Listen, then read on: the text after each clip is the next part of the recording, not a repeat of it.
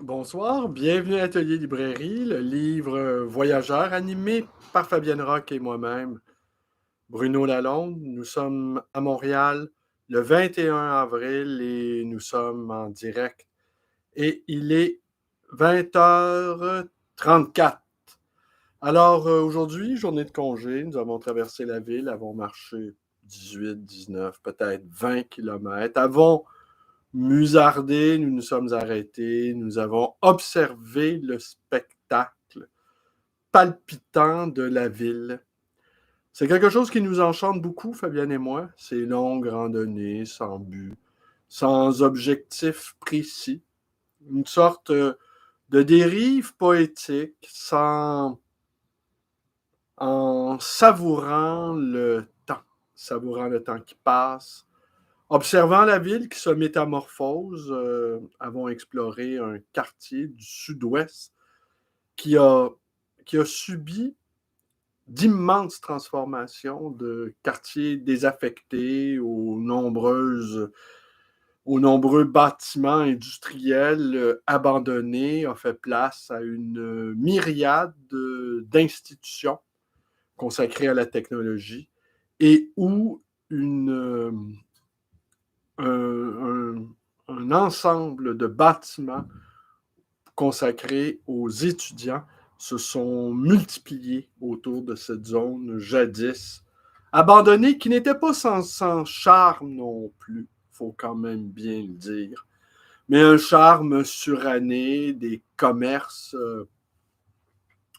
d'un autre temps qui dataient des années 30, des années 40, qui ont survécu jusqu'au milieu des années 90 dans un état de déshérence, d'abandon. Et, et entre autres, je me souviens d'un commerce qui était sur la rue Notre-Dame, d'un personnage haut en couleur, Papa Palmieri, je pense. Peut-être que je le prononce mal. Mais il s'était autoproclamé pape et il fabriquait des objets religieux et il le couchait. Je vais essayer de vous trouver la référence et de vous la proposer en note de bas d'écran. Et il couchait dans sa boutique. Il fabriquait des prie-dieux, des crucifix, des chasubles. Et courtement, nous aurions pu placer son travail sous le signe de l'art brut. Alors oui, il avait une tierce pontificale, il avait des attributs vestimentaires attribués aux divers papes, et lui-même donc couchait dans son arrière-boutique et s'était fabriqué également des outils de mortification. Mais tout cela dans sa boutique où on pouvait entrer. La boutique, elle était foisonnante d'objets religieux, des médailles miraculeuses. Et il a tenu, je ne sais comment il réussissait à vivre de ce commerce, mais il a été dans le sud-ouest de Montréal pendant un certain nombre d'années. Pour faire suite aussi à la petite vidéo d'hier consacrée à un hypothétique renouveau spirituel au Québec, il faut quand même bien le dire que plusieurs personnes hier soir nous faisaient part de la difficulté de fonder quelque chose de durable, sur le plan des institutions. Et de fonder, et cette incapacité, cette impossibilité, cette difficulté à fonder quelque chose de durable, de pérenne, qui serait enrichi par l'apport de nouvelles générations. Plusieurs jugeaient que c'était l'un des mots pugnaces dont souffrait le Québec dans sa constitution, dans son rapport au monde, cette incapacité à offrir des institutions qui transcendent le temps, que nous n'avions qu'un seul désir, en fait, c'était toujours de défaire ce qui avait été entrepris. Bon, la thèse de Francis Denis, c'est que il n'y a jamais rien eu d'effet, mais sur le plan théologique, pour rester dans cette mouvance de réflexion, à part René Latourelle, peut-être un peu Jean-Paul Desbiens, mais Jean-Paul Desbiens n'a pas renouvelé la théologie. Peut-être un peu Fernand Dumont, mais Fernand Dumont, c'est à la fois de la sociologie, c'est à la fois de la théologie. Bref, la position de Dumont est un peu compliquée.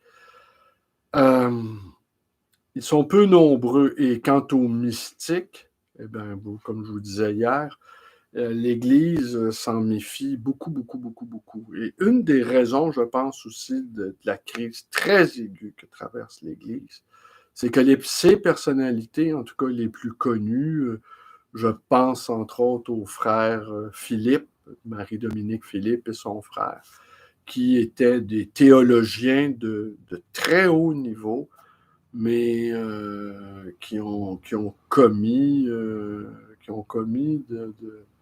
des abus sexuels plutôt effroyables.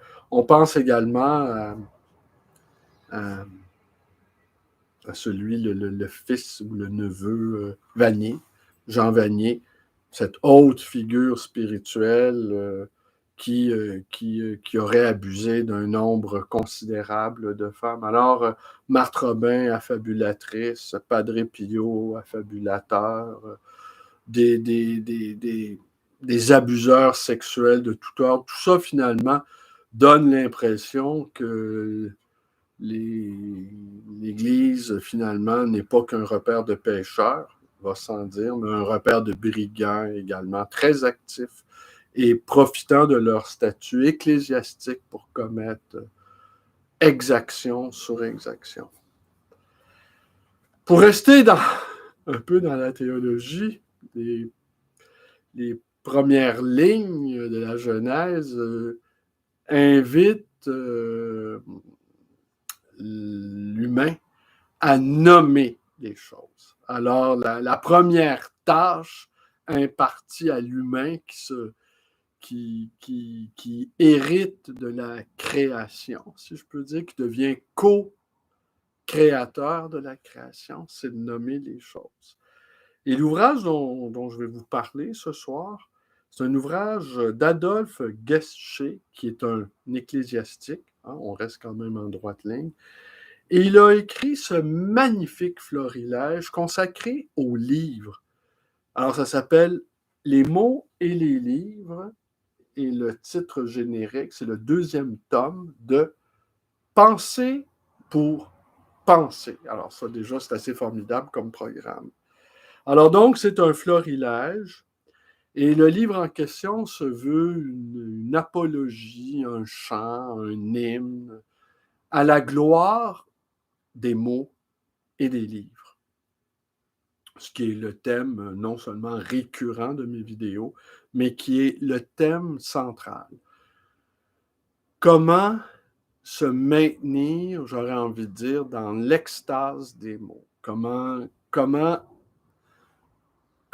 trouver encore le temps, le bonheur et l'énergie même d'apprécier une phrase bien tournée, une phrase qui déploie ses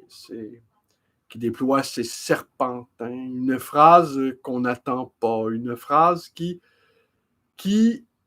non seulement offre des richesses, offre des merveilles, offre tout à coup une brèche sur quelque chose qu'on n'avait même jamais imaginé. Les mots pour imaginer. Les mots pour bonifier l'existence. Les mots pour la rendre plus riche, la rendre plus significative. Se refuser au nihilisme, se refuser à l'accablement, se refuser à la fatigue. Se refuser à tout ce qui fait que la vie devient grise, qu'elle perde de sa saveur, qu'elle perde de son intensité. Alors, tous les moyens sont bons pour redevenir vivant. Tous les moyens sont bons pour le rester lorsque nous le sommes vraiment. Tous les moyens doivent être mis à notre disposition pour maintenir le rythme, pour maintenir le tempo, pour garder le pas gardé, pour garder la cadence, pour faire de telle sorte qu'on se réveille le matin émerveillé et qu'on se dise « Quelle extraordinaire aventure, quelle existence! » Quelque chose d'unique, quelque chose qui nous est offert. Alors, il nous faut revenir donc au verbe séminal, il nous faut revenir à l'extase du « au commencement était le verbe ». Il nous faut à nouveau tressaillir, il nous faut à nouveau vibrer, il nous faut refuser les passions tristes, il nous faut à la fois garder raison, garder espoir, garder toute sa tête, mais garder aussi en tête que d'autres horizons sont possibles. Et alors, dans ce petit ouvrage qui nous fait l'apologie, qui nous offre une apologie des livres, il nous dit au fond, Adolphe Guéché, que les livres sont des accompagnateurs et que même les mots pourraient ressembler d'une certaine manière à des anges gardiens qui veillent sur nous. Alors, je vais vous lire quelques-uns des passages qui, parfaitement au hasard, parce que de toute façon, tout le livre est bon, et tenez, de Jacques Saucher, à qui j'ai consacré une vidéo il y a un peu plus d'1 an. Ah oui, et c'est très éclectique son choix, son florilège de pensées et de phrases faisant l'apologie des livres et des mots.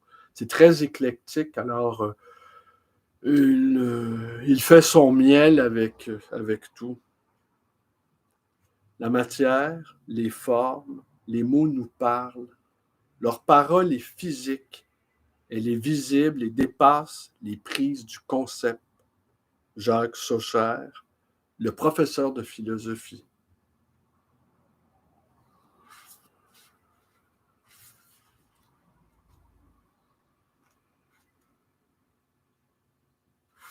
L'atmosphère, tout change lorsqu'un mot que la phrase n'attendait pas y a pris place tel un monarque et que les autres mots lui ont obéi. Celui qui veut convaincre doit se fier non pas à l'argument juste, mais au mot juste.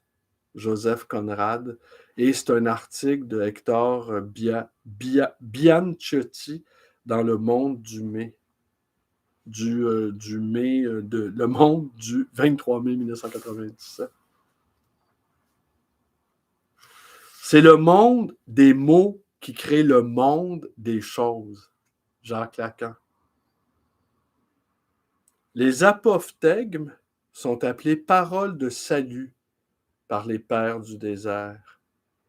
Chez les anciens, même chez les plus grands auteurs, tout ou presque n'est que mots et style, et une fois ceux-ci supprimés ou modifiés, il ne reste presque plus rien.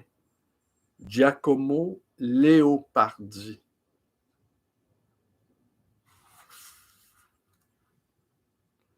Il suffit d'un mot heureux au début d'une phrase pour que toute la phrase soit sanctifiée.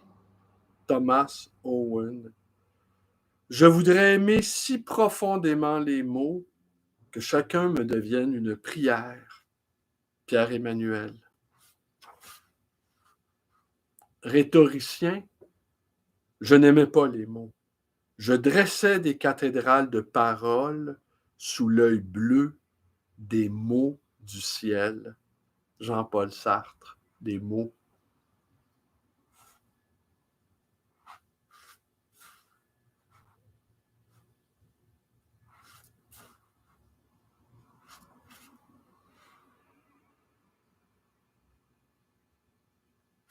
Si les mots n'ont plus de sens, le sens n'a plus de mots. et c'en est fini du sens. Je voudrais parfois me réfugier avec tout ce qui vit en moi dans quelques mots, trouver pour tout un gîte quelques mots, mais je n'ai pas encore trouvé les mots qui voudront m'héberger. Etty Elizum, décédé à Auschwitz, une vie bouleversée, journal 1941-1943. Ce texte, ces textes d'Etty Elizum, c'est ce que j'ai lu de plus fort dans les choses les plus fortes que j'ai lues dans ma vie, une vie bouleversée. Et elle nous raconte, donc, elle fait l'expérience des camps.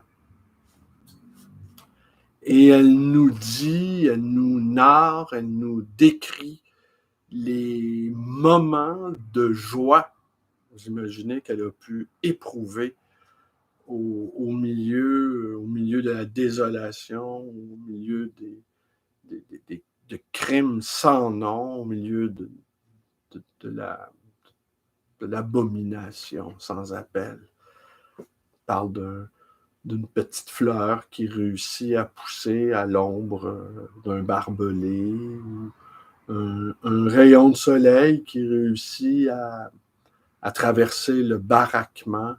Et tous ces moments menus de beauté fugace, elle les capte et elle les garde en elle comme un réceptacle qui lui permet non pas juste de tenir le coup au milieu de l'horreur, mais donner un sens à tout ça. Si c'est possible de donner un sens à tout ça.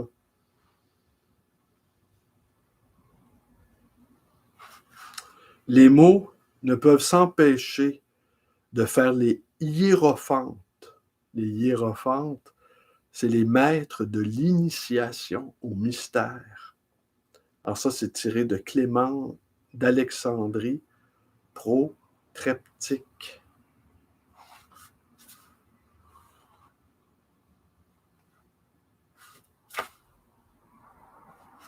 L'arbre se dresse dans le mot arbre en poésie, comme il le fait à la croisée de deux routes, silencieux dans la brume et d'évidence averti de la voie que nous devons prendre.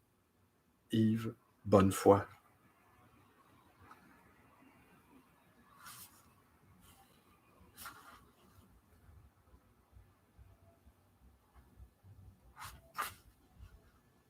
Certains mots ont perdu l'habitude de leur signification.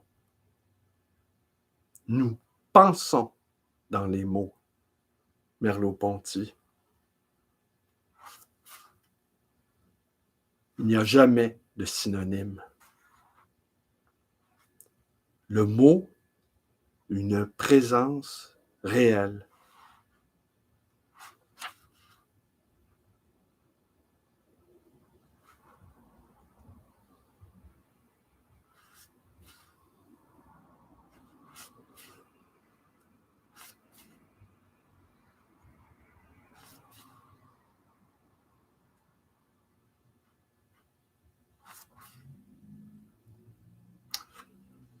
Livrée et liberté ont même racine.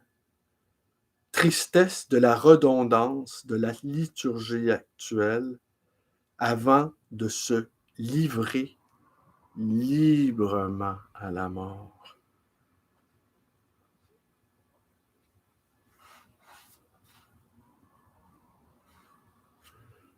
Toute grammaire est une métaphysique et une théologie.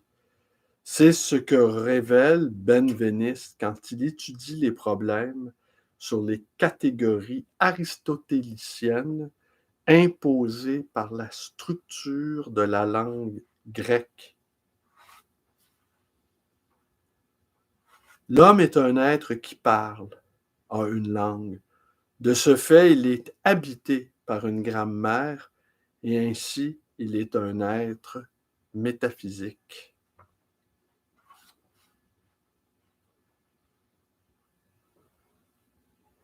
Qu'importe ma génération perdue, ce vague miroir, si tes livres la justifient. Henri Michaud. Hommes, regardez-vous dans le papier. Henri Michaud, encore.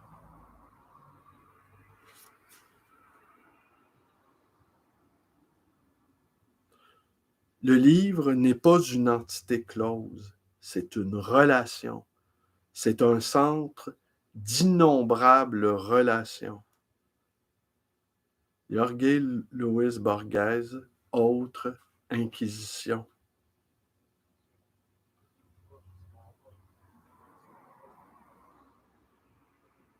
Vous voyez quel esprit malicieux que ce théologien.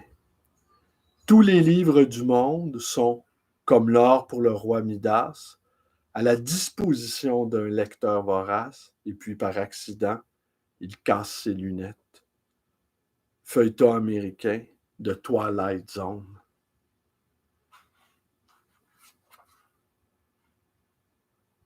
Avoir eu dès l'enfance dans la maison une pièce qui était la bibliothèque, quelle grâce, quel don pour toujours. Là où on commence à brûler des livres, on finit par brûler des êtres humains. Heinrich Heine. Annoter un livre fait de celui-ci chose aussi précieuse qu'un parchemin. Allez, un dernier.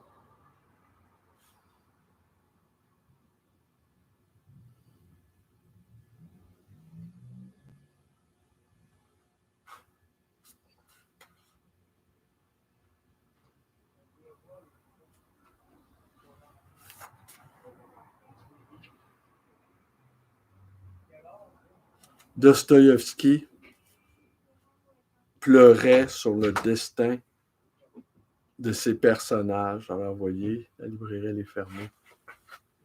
C'est fermé, ouais. C'est fermé, et en plus, vous êtes en direct.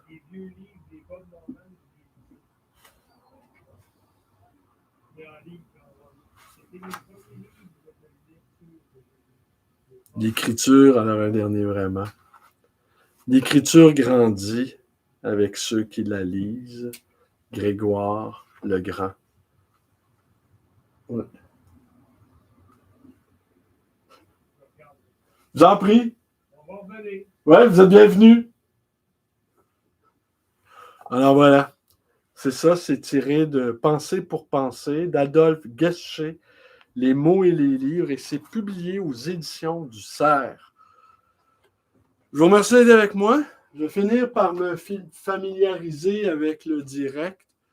Je vous montre quand même, je suis en deuil de mon bidule. Je n'arrive plus à le faire fonctionner. En fait, j'en ai 2 bidules, là, je vous en montre un. Je ne désespère pas de retrouver l'usage de ces petits machins. Mais, ouais, il faut faire bon cœur, bonne fortune, disons-nous. Et plutôt, lorsqu'on est devant un obstacle qu'on n'arrive pas à vaincre, la meilleure manière, c'est de quoi? C'est de le contourner. Et en fait, on aura passé notre vie, n'est-ce pas, à contourner les obstacles. L'essentiel, c'est de ne pas contourner la vie. Et la vie, elle, il faut la prendre à bras-le-corps et contourner les difficultés. Alors, vous voyez, une sorte de synthèse, de captation et d'évitement. Et au fond, c'est un théâtre d'ombre où on alterne, un théâtre d'ombre et où on alterne la lumière et l'obscurité. Un peu comme cette vidéo qui ne cesse, en tout cas, je ne sais si vous allez noter ça, mais il y a des variations assez importantes dans la luminosité. Écoutez, ça change de couleur. Bon, ben écoutez, ça crée un effet spécial. On n'ira pas s'en plaindre. Je vous remercie et à demain pour de nouvelles aventures en direct. Il est 20h54 heure de Montréal. Merci et à demain.